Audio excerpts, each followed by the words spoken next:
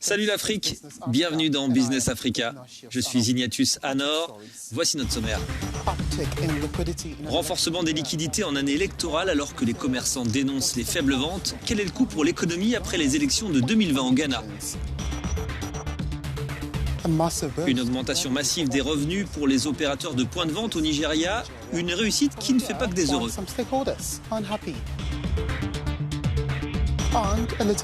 Et pour conclure, nous irons en Ouganda où la construction d'un oléoduc pourrait avoir un réel impact environnemental. Toutes ces infos sont à suivre maintenant.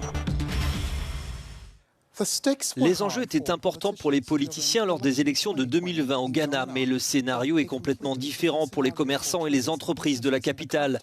Malgré ce que les économistes considèrent comme une augmentation des liquidités par rapport aux dépenses électorales, l'impact de la pandémie s'est traduit par de faibles ventes.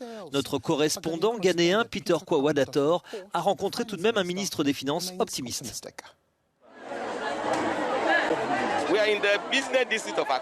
Nous sommes dans le plus grand marché d'Accra pour évaluer l'impact de la Covid-19 sur l'économie. L'ambiance de fête est absente cette année en raison de la Covid-19. Et cela a affecté nos ventes parce que les partis politiques n'organisent pas de rassemblements. L'impact de la Covid-19 sur notre commerce est mortel. Même ceux qui sortent de temps en temps craignent de se rapprocher de nous et encore moins de faire des achats. Les préoccupations des commerçants du grand marché d'Accra contrastent fortement avec les avis recueillis chez certains économistes pendant cette période électorale. Deux choses se sont combinées. Nous savons tous que la crise financière pourrait être la raison principale pour laquelle le gouvernement dépense trop. Mais nous ne devons pas oublier que nous sommes dans une année électorale et que le gouvernement voudrait certainement dépenser plus pour plaire à la population. Le gouvernement, pour gagner la faveur politique, décide de payer tous les fonds qui ont été bloqués dans les institutions suite à l'assainissement du secteur financier, ce qui a entraîné une augmentation soudaine des liquidités. La difficulté est qu'il s'agit d'une opération ponctuelle et que lorsque la facture arrivera à échéance, nous nous attendrons à ce que le taux d'intérêt augmente un peu plus car le gouvernement devrait emprunter davantage, même sur le marché local, et nous verrons alors comment les choses se passeront.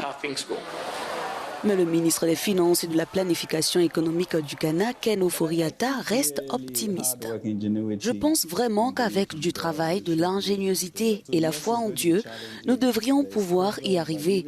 Oui, ce sera un défi, c'est vrai, mais même en temps de Covid, ce fut l'une des périodes les plus remarquables pour le pays en termes d'esprit, de résistance, de détermination, de sorte que la sauterelle viendra, mais que Dieu nous restaurera. Selon la Banque mondiale, rester sur la voie d'une croissance durable après la période électorale sera un défi pour le Ghana au cours des 2 prochaines années. Franklin Cudjoe est le président fondateur de l'Imani Center qui traite de politique et d'éducation au Ghana. Il est avec nous depuis Accra. Franklin, merci de votre présence. Pour commencer, comment expliquez-vous cette baisse du pouvoir d'achat pendant une année électorale où le gouvernement dépense davantage ? Je suppose que les défis sont en adéquation avec les dépenses du gouvernement. Et n'oubliez pas que le coronavirus a eu un impact négatif sur la consommation. Mais le gouvernement semble investir dans d'autres domaines de relance. Ainsi, par exemple, ils ont étendu la gratuité de certains services publics. Ils les ont subventionnés. Je pense notamment à l'électricité et l'eau. Il y a encore des dépenses importantes, par exemple pour fournir certains repas ou des produits alimentaires aux personnes qui ont été touchées. Par conséquent, les dépenses publiques ont manifestement été affectées par certains des modes de consommation qui n'étaient pas nécessairement envisagés jusqu'à présent.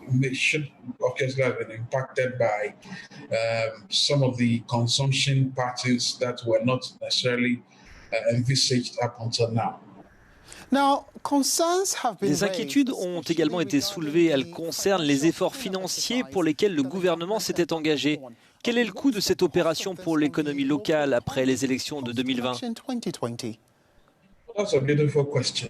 C'est une bonne question. Le fait est, l'assainissement bancaire était censé injecter des fonds dans le système parce que le gouvernement croit, et il ne cesse de nous le dire, qu'il a dépensé près de 22 milliards de Ghana cédis, soit près de 4 milliards de dollars US, pour ressusciter le secteur bancaire.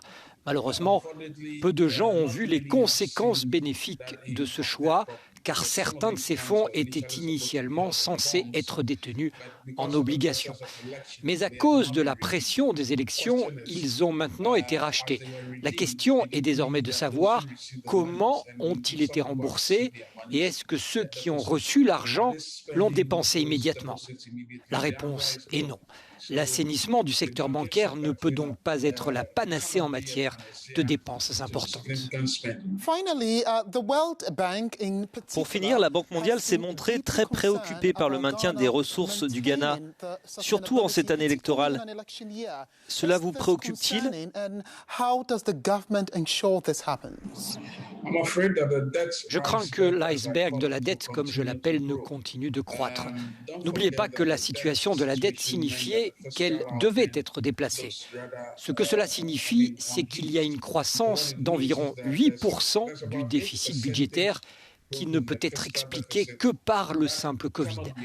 Cela doit s'expliquer par les dépenses inutiles du gouvernement, ce qui signifie qu'ils ont créé de la dette et avec cela, ses conséquences. Il est donc clair que la situation de la dette va s'aggraver. Je suis sûr que si le gouvernement l'avait pu, il aurait encore emprunté davantage. Il emprunte déjà beaucoup. Il a emprunté près de 150 milliards de cédis ghanéens, soit 26 milliards de dollars US en 3 ans. Cela est beaucoup d'argent. La seule manière de contenir notre dette, c'est de faire les choses de manière raisonnable. Il nous appartient donc de limiter les dépenses et comme je l'ai dit, 8%, près de 16 ou 15% du déficit budgétaire est causé par des dépenses inutiles et cela ne peut pas être récupéré de manière viable parce qu'il n'y a pas de plan de viabilité de la dette.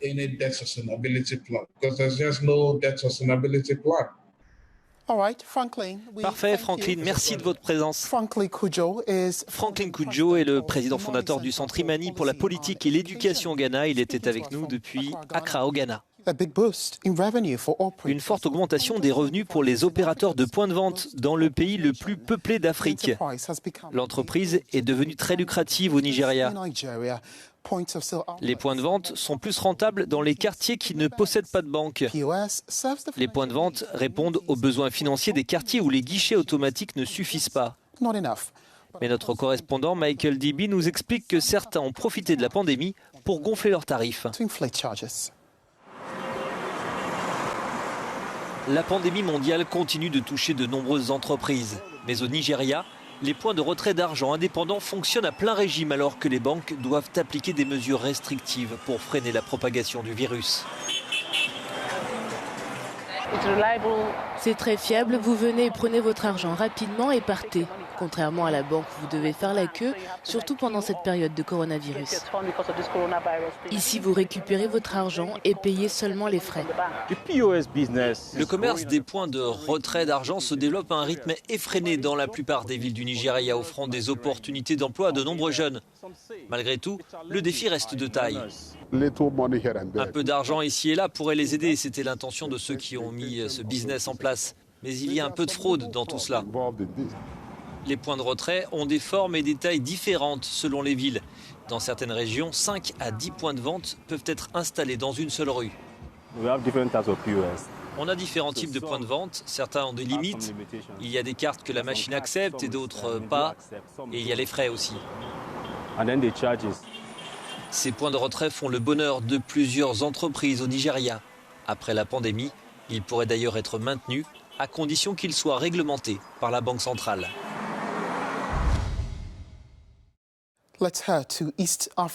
Direction maintenant l'Afrique de l'Est. L'Ouganda se rapproche de la construction d'un oléoduc de pétrole brut qui aura un véritable impact sur l'environnement. Le projet vient d'être validé et Business Africa peut déjà vous annoncer que ce projet de 3,5 milliards de dollars devrait débuter en Ouganda au cours du premier trimestre 2021. Le projet EACOP, l'étude d'impact environnemental de la section ougandaise de l'oléoduc ougando-tanzanien, a été approuvée par Kampala. L'autorité nationale de gestion de l'environnement a ainsi délivré un certificat d'approbation à Total, l'opérateur du projet. Ce pipeline acheminera le brut extrait des champs pétroliers de l'ouest du pays vers le marché international via le port tanzanien de Tanga. La portion ougandaise de cet oléoduc représente environ 296 km sur une longueur totale de l'infrastructure de 1443 km. La construction devrait commencer au premier semestre 2021. Coût des travaux, 3,5 milliards de dollars. Travaux qui seront menés en collaboration avec le partenaire chinois de Total ainsi que les gouvernements des deux pays hôtes. Les réserves pétrolières de l'Ouganda avoisinent l'équivalent de 6,5 milliards de barils de brut. Le pays dispose des 4e réserves d'Afrique subsaharienne.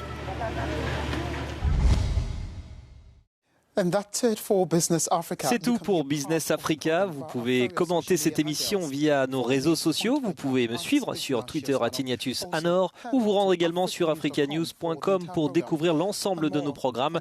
Merci de nous avoir suivis. À très vite.